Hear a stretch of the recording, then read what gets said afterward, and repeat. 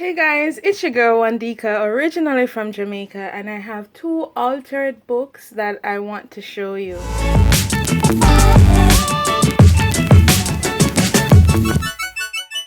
Now the first one is one that was part of the same class that I told you about. So I'm teaching a class that talks about writings based on paintings, and the theme being forbidden love. And so I came across the girl with a pearl earring by Tracey Chevalier, and so we've been talking about the book. And one of the class activities I gave was for students to write letters as two of the main characters, and sort of like love letters that they never actually wrote, obviously, but that gives us a sense of what they could have been feeling, you know? Oh, the glue isn't dry yet. Alright, so what I did was I brought these tea-dyed sheets and I told them where to write each letter and to sign it with the person's name, but put their own name on the bottom so they could still get credit for it.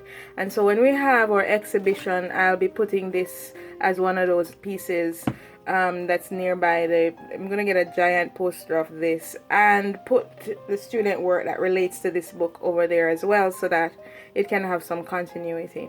So what I did with this was, it was an old book, and I loved how aged the cover was already. I had to widen the spine, so I put like cardstock and put black duct tape on it so that it would be secure.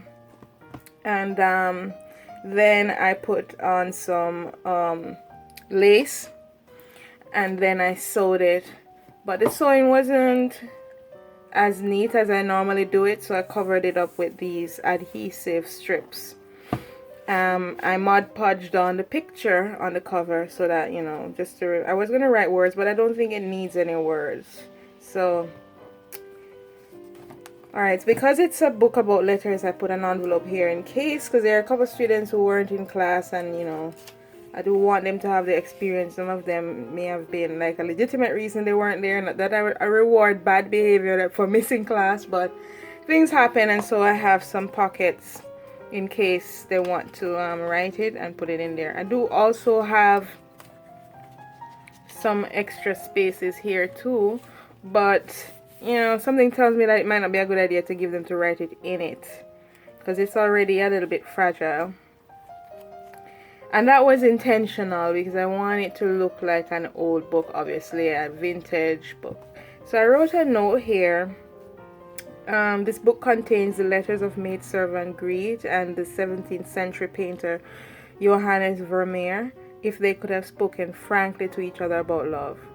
Greed, in the imagination of novelist Tracey Chevalier, would not have been able to write any of these letters, both because in the story she is illiterate and because the strict restrictions between classes of the time would have denounced such a union.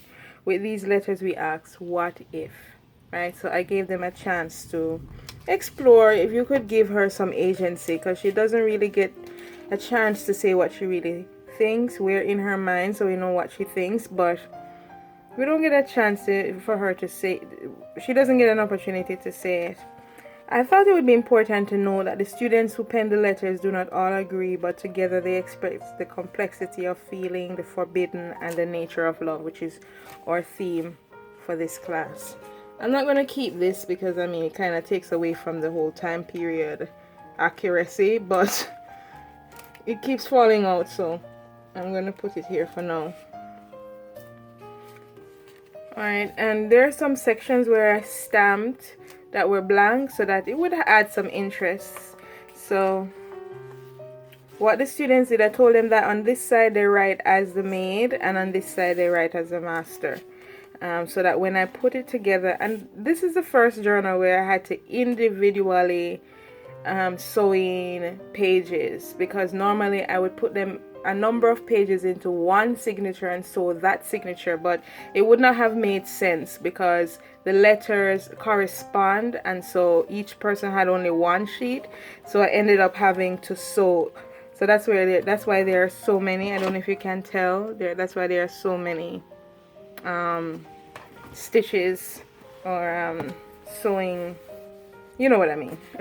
So, and anytime there was a blank space, I kind of glued them together, which I think will also preserve it.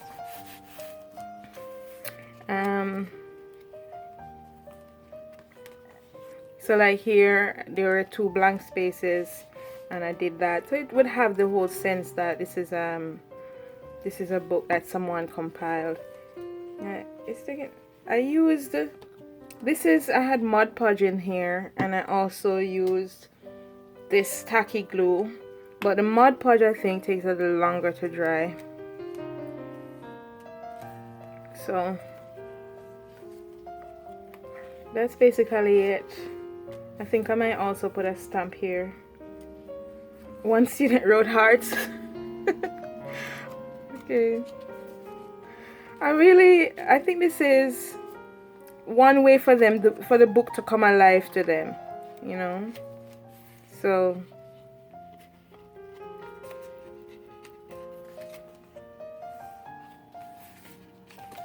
okay. I feel like they really got into the book. There are some students obviously who may not have fully, like maybe they conflated the movie with the book and maybe forgot that some of the things that happens in the movie don't actually happen in the book. But apart from that, I was so impressed with their, you know, when they got the same level of maybe frustration, anger, love, devotion that they try to embody in the character. So I was very impressed with that. So that's basically what's in here. If this were a regular vintage journal that I would make for sale, I would have put a little bit more pages in there, but as you can see, they're all individually sewn in. Took me a while, but not too bad, you know, not too bad. And I have a pocket, as I said, for more if case students need to add a letter. Yeah, so that's basically it. And I have these, the only thing with this is that I couldn't get it to go all the way down as I usually do, and I do have the metal ones, but this I think gives it more of the same kind of time period that the silver ones I should say. Let me show you. I have these silver ones that I think are just not as gilded and interesting, that would kind of evoke the same time. So that's why I kind of stuck with these, even though they're a little bit small, but I think it works. So really like this.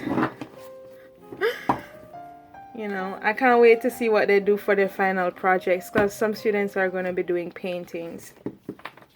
Now this was a pictorial about the supermodel Iman, right? And what I am going to be using this for as an inspiration book for one of the characters. And the reason is that when I saw this picture, it reminded me of what I had envisioned my character to be, and some of the earlier pictures. So I took out all the pages, and I did use this duct tape on the spine, and I sewed it in with wax thread.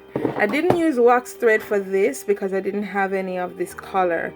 It was all black, and I didn't want it to distract in the middle because it's gonna be all of these pages. So that's why I didn't use wax thread for this, because if I had the wax thread, that the cream one, I don't have any more, and Michael's doesn't have it, so I'm gonna have to order some online. But I use black for this, and I think it coincides, and so it doesn't detract from the overall look. Right, so what I put in here, there's 2 signatures.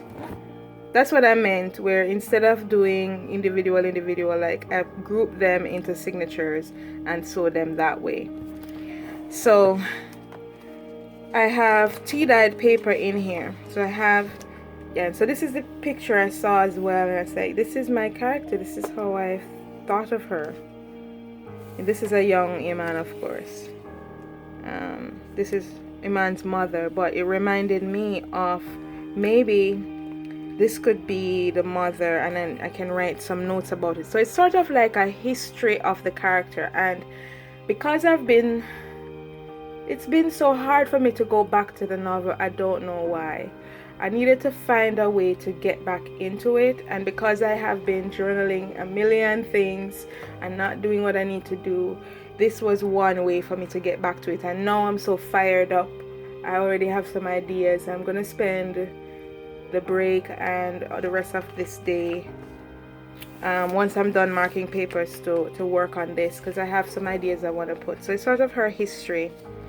And so, yeah, and this reminded me about her, and the character has a cousin that becomes her best friend. And I'm like, even though this is Iman and her, no, that's Iman's sister and her cousin or grandma. But for me, this was, one of those pictures that made me say, yes, I know what I want to do with this story. This as well is also something that's gonna play a part in it. So I'm very surprised how this book is just giving me a lot of ideas, and I'm going to populate it, so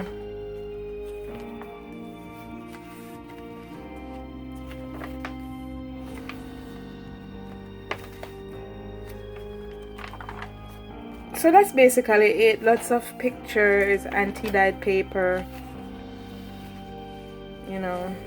some words I thought were useful too, maybe get a better understanding of Iman herself, but also think about the character.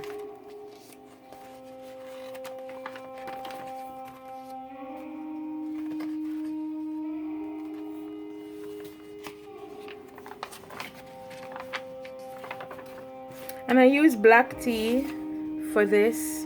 I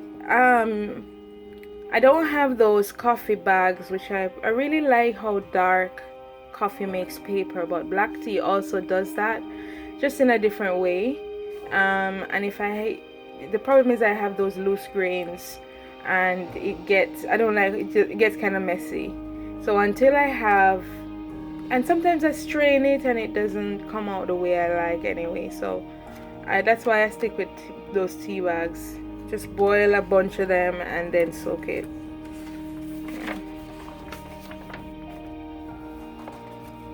Considering that my character is from Jamaica too, and I saw this picture of the beach,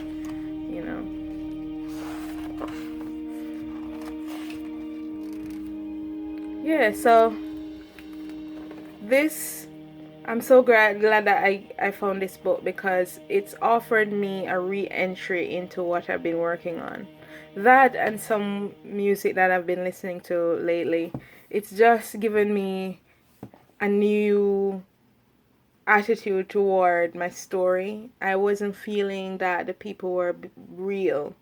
And so now I feel like I can make them real. And if I don't feel like the characters are real, then they won't read as real people on the page. And